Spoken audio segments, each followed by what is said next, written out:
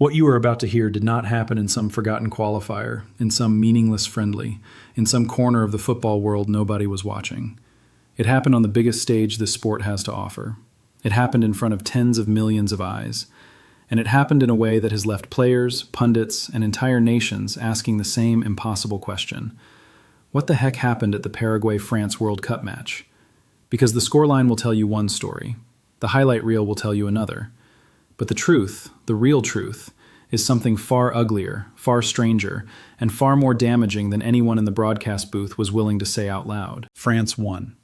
That is the fact people will remember. That is the line that will be printed in the record books, filed away in the archives, quoted in trivia questions decades from now.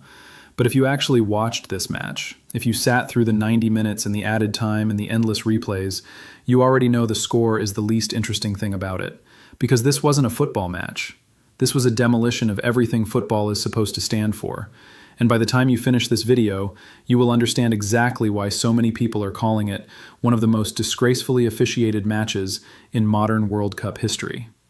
Before we go any further, hit that subscribe button and turn on notifications, because what we are about to break down, foul by foul, decision by decision, is something the mainstream coverage will not touch. Here is the central contradiction. France did not beat Paraguay. Not really. Not the way the scoreboard suggests. Because standing between those two teams was a third team, wearing black, holding a whistle, and making decisions that turned a competitive fixture into something closer to a scripted performance.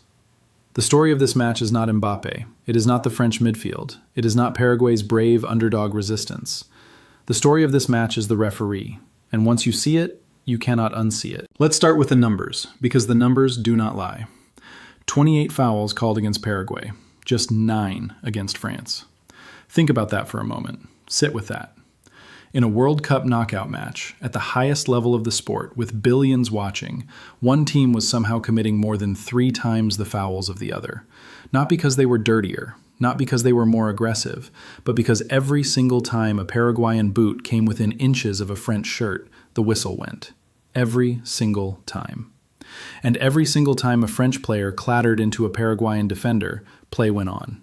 Every single time. Pull back further, and the picture grows darker. Yellow cards, 5 for Paraguay, 1 for France. Free kicks in dangerous areas, 14 for France, 3 for Paraguay. Advantage played in Paraguay's favor, 0. You read that correctly. 0 times in 90 minutes did the referee allow Paraguay to play through a foul and gain an advantage, not once.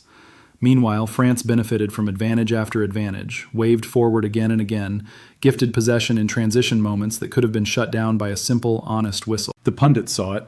Rio Ferdinand called it, on live television, quote, one of the most one-sided officiating performances I have ever witnessed at this level. Gary Neville, never shy, said the referee looked, quote, completely overwhelmed by the occasion. Thierry Henry, a Frenchman, a legend of the very country benefiting from these decisions, admitted on air that some of the calls were, quote, difficult to justify. When your own supporters cannot defend the officiating, you know something has gone catastrophically wrong. And then came the specific moments, the individual fouls that stacked together form an indictment. In the 11th minute, a French midfielder scythed down a Paraguayan winger from behind. No card, no warning. In the 23rd minute, a Paraguayan defender made a clean sliding tackle, won the ball, and was penalized for daring to be physical. In the 34th minute, a shove in the back on a Paraguayan striker in the penalty area went unseen, uncalled, unreviewed. In the 41st minute, a French forward went down under minimal contact and was awarded a free kick in a dangerous position. The pattern was not subtle. The pattern was not accidental. The pattern was the match. Now here's where the honest analysis has to come in. Because I know what some of you are thinking. Paraguay parked the bus. Paraguay were physical. Paraguay invited the pressure. And yes, that is true. Paraguay came into this match with a clear defensive plan, sitting deep, absorbing waves of French attacks, breaking up play with tactical fouls when necessary. That is football. That is a legitimate strategy, used by countless underdogs against countless favorites throughout the history of this sport. But here's the thing. No tactic, no strategy, no defensive shape justifies a referee losing complete control of the game.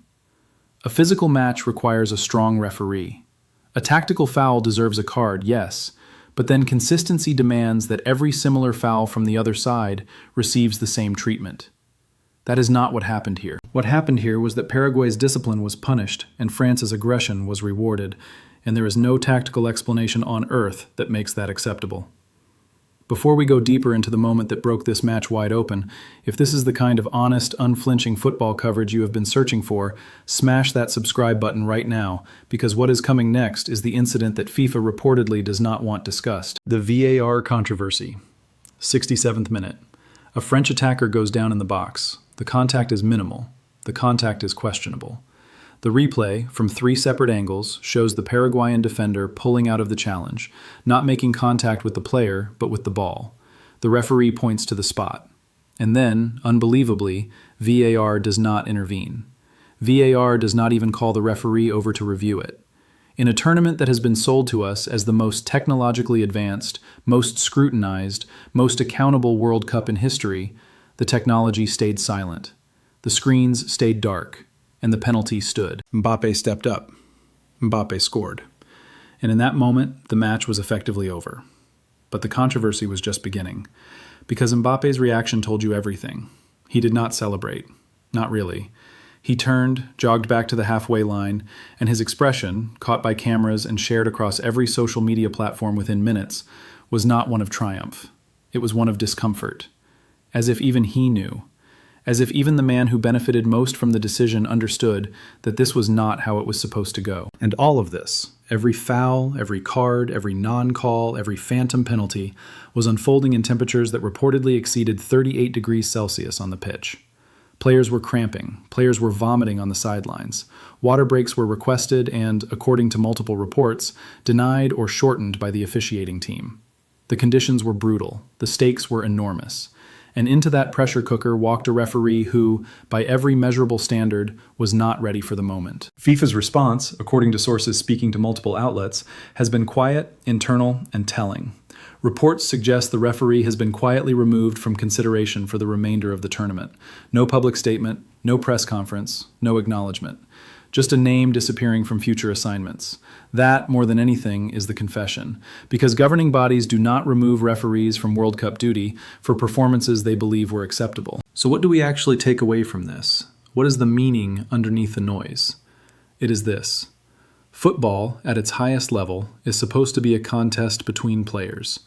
It is supposed to be decided by talent, by preparation, by moments of brilliance and moments of failure from the 22 men on the pitch. It is not supposed to be decided by the man in the middle. And when it is, when the officiating becomes the story, when the pundits spend more time discussing the whistle than the goals, something has gone deeply, fundamentally wrong. France won. Say it again. France won. But France did not beat Paraguay. Not on merit, not in the way champions are supposed to earn their victories. And that is the tragedy of this match. Not that Paraguay lost. Underdogs lose all the time. That is the nature of the sport. The tragedy is that Paraguay was never allowed to compete. The tragedy is that a group of players who trained their entire lives for this moment were denied the chance to lose fairly, to lose with dignity, to lose in a match decided by football rather than by decisions. This wasn't a story about France beating Paraguay. This was a story about a referee losing control of the biggest match of his career. And the sport, the fans, and the losing side deserved better. Every single one of them deserved better. So now I want to hear from you. Did you watch this match? Did you see what I saw? Or do you think the outrage is overblown, that Paraguay brought it on themselves, that France would have won regardless? Drop your take in the comments below, because this conversation is not over, and honest voices from every side need to be heard. If this breakdown gave you something the mainstream coverage refused to, hit that like button, subscribe if you have not already, and share this with someone who watched that match and knew, deep down, that something was very, very wrong. Because in the end, football is not just a game. It is a promise of fairness, a promise of competition, a promise that on any given day, any team, no matter how small, can walk onto that pitch and be judged only by what they do with the ball at their feet. And when that promise is broken, we all lose. Every single one of us.